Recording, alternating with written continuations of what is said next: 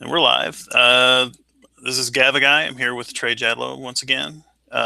Today's conversation was kind of sparked by a post I had. I saw that NASA was doing a press conference, and I posted a link to the live kind of press conference video feed. They were talking about the new probes, images that we're getting from Pluto, and data and information that they've seen from that. Trey, you responded that you found it amusing because all of this information was meaningless, and why should we be interested? I guess is your kind of challenge or question. Is that right? Yeah, I just find it humorous that people get so fascinated with the importance of discovery and in denying there's such a thing as purpose without realizing that the very desire to discover something is a purpose. Doesn't that seem odd to you? I don't think that that's accurate. Oh, okay. Go ahead. I mean, I think that desire doesn't mean purpose. I mean, it doesn't. No. When you desire something, you're not purposing for something? No. I'm so okay. I think you guys live in this world where you get so brainwashed you just can't think for yourselves. I am thinking for myself. Absolutely I am. I'm looking at what exists. So when someone becomes a heroin addict, are they purposing for heroin? Every decision that you make is a purpose. Do you agree with that? Is a purpose. Every decision you make, you purpose to make that decision. Trey, you really need to get into the literature on like the science of mind and brain functionality. Can you just not answer the question? Yeah, I can, but the whole framing of your question is so far off of reality. It's so weird to you that you've not heard it before, I imagine. I understand what you're saying, but it doesn't match reality. Okay, that's fine. Deal with it. Don't tell me to read a book. Deal with it. Well, I'm not the best person to go to. I'm not a. In other words, I can't. I'm not a neurologist. I'm not a neurologist, but I can tell you the little that I do know about kind of neuroscience and things is that we don't. Our actions and things are much less intentional than we believe, just based on our own intuitions and things. For one thing, there are multiple layers of intentionality in actions. Oh, there is. So it exists. We do have intent on some level. Yes. Is that a purpose? Is intention a purpose? Yes. Do you purpose something when you intend something? That language is screwy. Yeah, I know, because it messes up your worldview. It doesn't. It just doesn't. It doesn't. It's not a good fit. I know. I need to read a book. Well, you need to Maybe you can hoodwink Ozzy to talk science to me. of neurology and how. Do you know about the science of neurology? I've been exposed to the science of neurology. So what do you know about neurology that I'm missing that you know so much about? And I don't claim to know a lot, but I know enough, and I've listened to lectures. Then you can refute me. Go ahead. I am not the person who is best poised to refute you, but here I can refute you in this. Okay? If you are trying to lead me to a path that says the God of the Bible is somehow behind our interest, and this is not a universal interest in space exploration or exploration of the universe and things, or our interest in learning, but if your claim is that the God of the Bible is behind that, then you have a big big problem when it comes to passages like the story of the Tower of Babel in Genesis 11, because in that passage, in that narrative, you have a group of people who are coming together and working to accomplish a goal, and their goal is to build a tower to the sky. Yahweh perceives this and is apparently threatened by their industriousness and their collective drive toward this goal, and he does what he has to do to thwart them in that endeavor. So how do you explain that this kind of striving and intention to accomplish things, and it even says in that passage, if they are able to build this tower, then there won't be anything to stop them if they're able to build this tower to the sky. We have gone, obviously, well beyond the sky. We've landed on the moon, and now we have probes going out into the far distant reaches of our solar system. How do you apologize for this apparent disconnect in our drive and what the deity wants for us to do, as evidenced by that story? What was the last thing you said? How do you yeah, well, we have and when I say we, I mean there are people. I don't mean that this is universal, because there are people who are content to pay more attention to celebrities and fluff and sit around just watching garbage all day, or whatever. I don't have that interest. My interest is much more in learning about the world. I have much more interest in this Pluto exploration, but that's not even this news feed today and searches about Pluto didn't even make Google's top 10 searches for the day. And yesterday it was at like number 7, I think.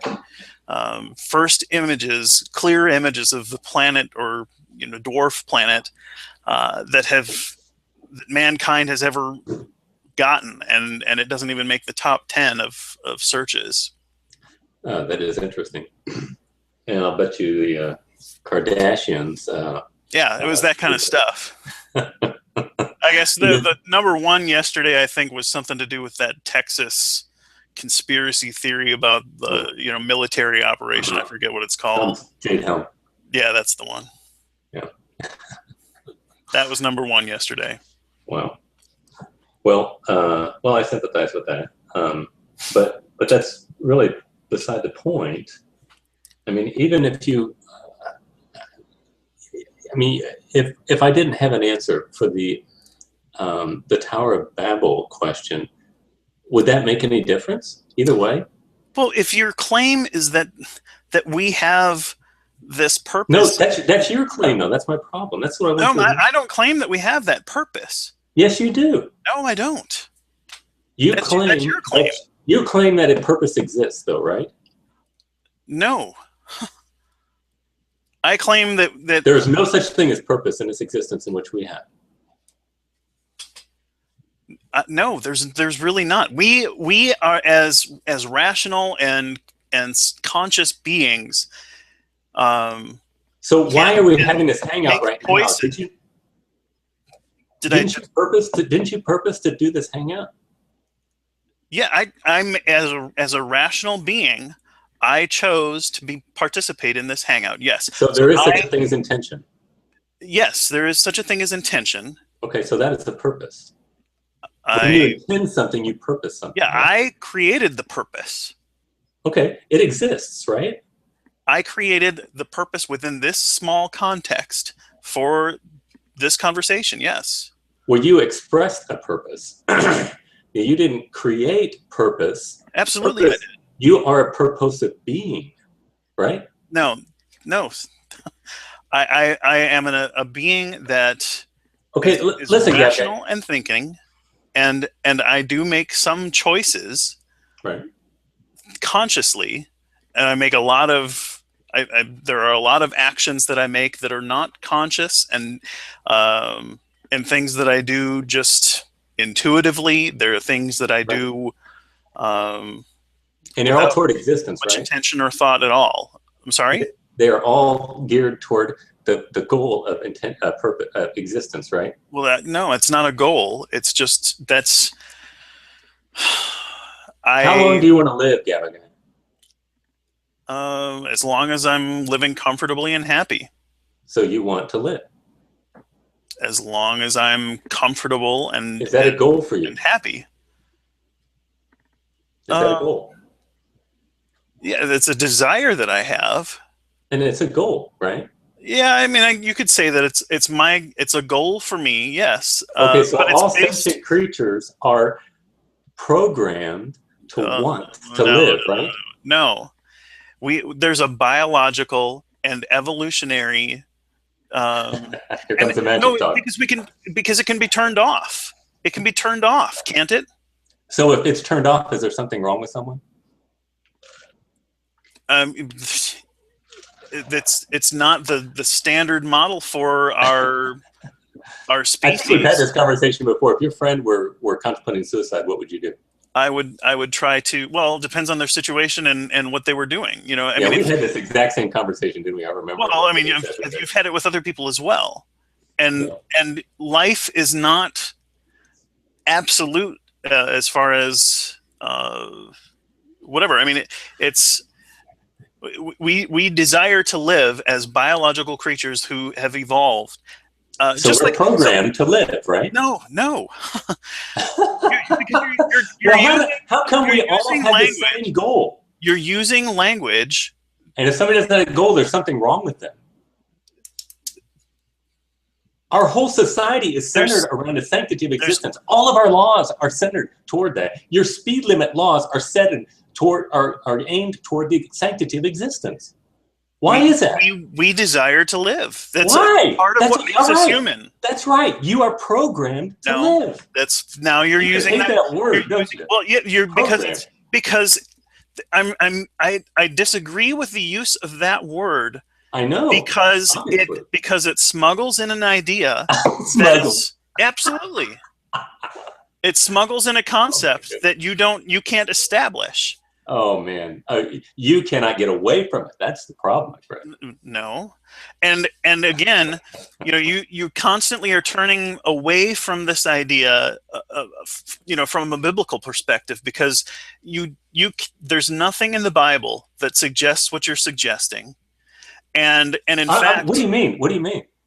As far as having being programmed and I'm talking about purpose. Having purpose I'm talking about teleology. But the purpose that you're talking about, as far as in this context of this post, related to our interest in exploration and learning, and those things are not encouraged in the Bible, unless it's learning about this invisible deity and his supposed message to humanity. What are you talking about? Do you not know that the scientific revolution was basically a Christian revolution? It is not based on scripture. That revolution was based on people who had a meta-narrative for purpose. They knew that the universe was rational, and it was by a rational being, therefore it could be discovered. That's why the West had the scientific revolution. Part of the Christian religion. That is not part of the Christian religion. I mean, you can laugh and scoff, and it's true that, but they were what influenced the Enlightenment, and that whole revolution of thinking was when they opened ancient texts from secular authors, and started. Secular authors were guided by teleology, right? By the mythology, right? By what? This is the thing you guys don't understand. At the very fundamental of all existence is that of meta-narrative. And if you don't have meta-narrative, you have diversity No, without all you need is unity. narrative. You don't need meta-narrative. You don't even. That's right. That's right. You have no coherence to existence. Yet you Oh, act like there's okay. coherence, but then you say, no, there is no coherence because it But infringes you don't upon your have moral coherence behavior. either, and in fact, your whole narrative falls apart, and that is the reason that you run away from it. As soon as someone tries to point to the Bible and says, "Explain this," you run away from it. No, Every time. Every time. okay. Even look at this thread. Look at this thread that inspired this whole thing. You were like, well, we don't have to bring in the Bible here. Let's stay away from the No, Bible. you said, what if the Bible said the Tower of Babel? And I said, I neither need the Bible nor have I brought it up. Is that what I said? Yeah, you're right. And the reason you don't want to go there is No, because it I can do causes it. I can do it. But I want you to causes grant me. I want you to grant me that there is purpose. No, Now, when I said I don't have an agree. answer for Babel, if I didn't have an answer, I didn't say I don't have an answer. I said if I didn't. Okay. I want you to grant me. Do you have an answer for the Tower of Babel narrative? I do. Can I hear it? Sure. When it says that they will build a tower to heaven, it wasn't speaking literally. It was speaking phenomenologically according to the unified wickedness of mankind. They were so destructive, and in their unity and in their darkness, they were so incredibly wicked that God said, I am going to scatter them. What was wicked? Their wicked intents of their hearts. In their unification, of their making a great name for themselves, in their self-pride, in their wickedness, they were destroying each other and blaspheming God. How were they destroying each other? They were working together toward a common goal. They were working toward a common goal, but in that common goal, they were being wicked, and it doesn't. Like what? It doesn't say that in the narrative. You're adding all of this stuff in. This is the Gospel of Trey. This is the Trey Bible. No, it's not. All of these things are added, and when you go back and actually just read what's in the text, the people were doing a work. They were in unity. They were unified in their language, and they were unified in their goal. And Yahweh was threatened because he was afraid that they were going to build a tower to the sky. That's what it says. All of that you just said is you putting stuff in there. No. All right. So you're assuming then they were righteous people. I'm not making an assumption. I'm reading what the text says. That's right. And you've got to interpret the text according to the principles of interpretation. Is that right? Yeah. Okay. What are those principles? Hold on, I'm reading it here.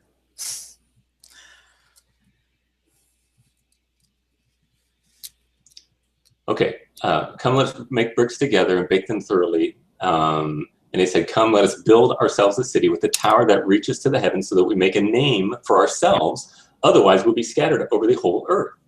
The Lord came down to see the city that they were building, the city for themselves, to make a name for themselves. They were arrogantly saying, we will be God. And they didn't say we will be God. Let us make a tower that reaches to the heavens so that we may make a name for ourselves. That's different than saying we will be God. Oh, okay. All right. Well, that's convenient. Why do you suppose? I mean, you can say that they were prideful. I'll grant you that. They were being prideful. That's not equal to. Oh, so it's not good enough then. Well, I mean, if you're going to say that any person that has or any group of people that has a motive that is in some way selfish or prideful, then there's no endeavor virtually in the entire world that has ever been satisfactory. But we have accomplished a lot more than building a tower of bricks. And we have skyscrapers all over the world that well exceed anything that any people of that time would have been capable of doing with the technology that they had. And we've also exceeded them in a lot of other aspects and things too, with flight and space exploration and things, obviously. So it really doesn't make a whole lot of sense. And all of these have been fairly recent and secular endeavors that have nothing to do with God. I mean, the Wright brothers were interested in making names for themselves, were they not? Yes. Okay. Why didn't Yahweh have a problem with their endeavor and try to foil it by mixing them up and confusing them and scattering the Wright brothers? Well, we had all the people of the entire world were together and they spoke the same language and were working together in an act of defiance to make a name for themselves in defiance of God. Do you agree with that? He hadn't commanded them not to do those things, so it wasn't in defiance of so he was punishing them for accidentally doing something they didn't mean to do. Accidentally doing something that he didn't want them to do. He didn't. Where does it say before Genesis 11 that they should not try to make a name for themselves? The Bible does not give a narrative of every moment of the history of everything that is said. Could you imagine what kind of book that would look like? But I mean, if he's going to punish them and hold them for hold this against them, he should have at least informed them that it was wrong, right? Yeah, but you're presupposing that they were innocent in doing it, and yet the text is really clear that they were wicked. It doesn't say that.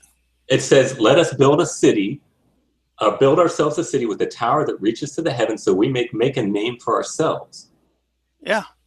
And it doesn't say anything before Genesis 11. Why should it say something before Genesis 11?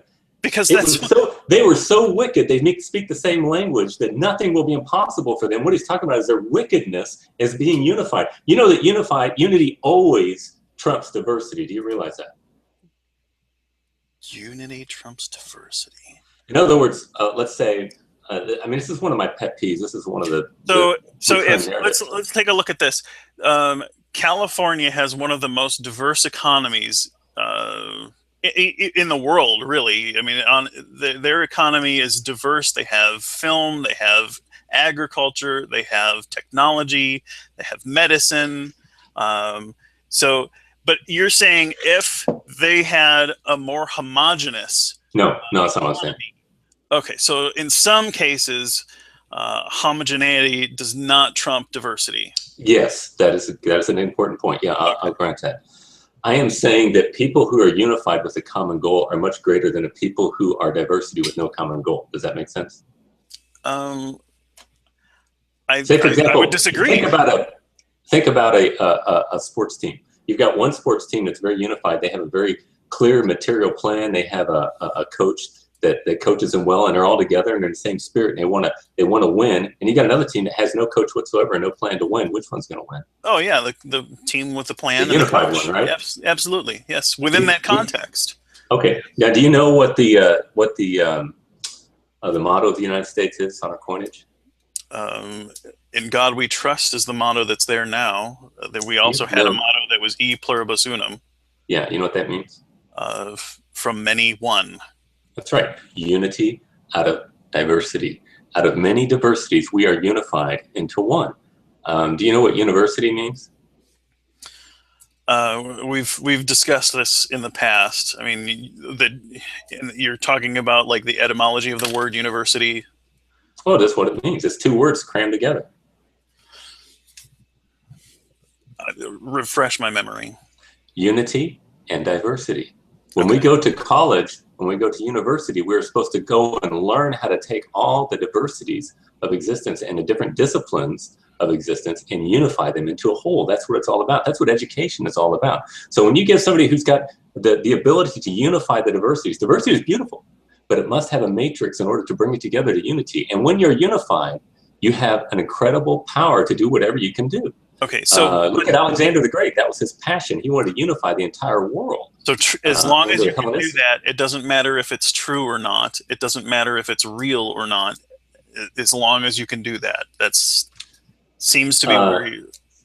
No, I am saying, well, society cannot This is why your view will lead to disintegration 100% of the time if it's consistently held. But thankfully, just like you were demonstrating right here, you're not consistent with your views. Well, but if you were consistent, you would not. You would be a nihilist. Nihilism is very consistent with an atheistic worldview. But most atheists have to borrow from their Christian counterparts without realizing it. I can't believe the audacity. How dare you? How dare you say that about me, sir? It just really boggles my mind. Just thinking, my friend. Your mind was boggled at the scientists being excited about new discoveries and things. That's right. I am boggled by the fact that, I mean, you're not able to knit these things together. You can't knit. You don't have a consistent framework for justice, for example. Okay, go ahead. So, I mean, you don't have any concept for justice whatsoever. It's something you just make up in a moment. Absolutely. Personally. No, it's not. It's based in reason and facts of the world. No, it's not reasonable to say that life is intrinsically valuable, is it? Yes, it is. Oh, life is intrinsically valuable? I don't agree that it's intrinsically valuable. I agree that it's valuable. Then when I said that, you should have said no, right? Well, you're right. It's not reasonable because there's not evidence to suggest that life is intrinsically valuable.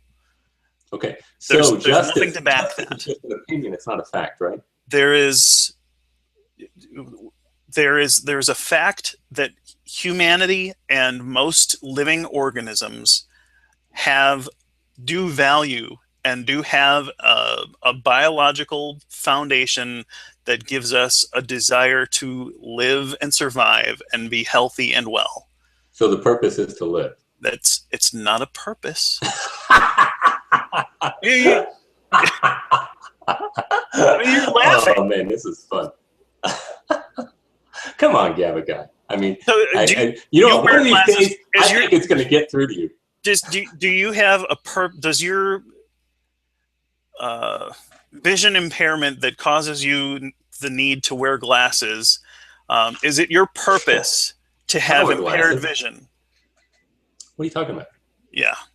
Is it my purpose to have well, just you can try and slip intentionality. This whole kind of Platonic idea of teleology in everything is absurd. Platonic? How is it Platonic? Because you're like Plato would say that a rock's purpose is to fall to the lowest altitude or whatever. So if you hold it up and you let go of it, its purpose is to fall to the ground. I'm unfamiliar with that. Yeah, I mean it's absurd. It does that, but can you say that? I don't think Plato taught that. That's what I'm saying.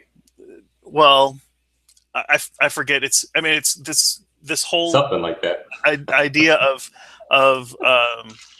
it's been a long time since I've studied this, but this whole idea was kind of that there's this teleology in absolutely every thing that exists, and Benny the gangster. Yeah, Benny. Are you actually going to participate? Yeah, I'm ejecting Benny. That's fine. Well, listen, Gavagai, I need to get going. I've got to get to bed, and I've got a big day tomorrow. I got to get some food ready for tomorrow. But thank you for having us. I like talking to you. Well, let me tell you after we finish the hangout. All right.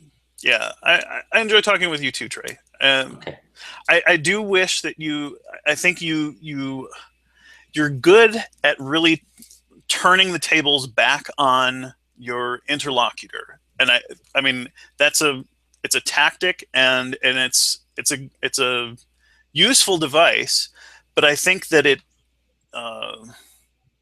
it's not my desire to play games. I mean, I want to be efficient in my interactions, but I'm not merely trying to play games. I want to know it's true, and I want to love you enough to try to convey my truth to you. Although I could be wrong, I want to be open-minded at the same time. Fair enough. And I if I'm wrong, I want to know too. I am sincerely interested in truth. I appreciate that. And I sincerely, the reason that before I lost my faith, I would have been in these same exact rooms, arguing in much the same way that, well, maybe not the same exact way that you're doing it, but I would have been arguing for the same side, and the reason that I was because I was interested in the truth. I studied philosophy because I wanted to test my faith. I wanted to poke it and see what if it was able to be defended. Okay. Cool. So, all right. Well, I think we'll call it a night there, and thanks all for watching, and catch you all later.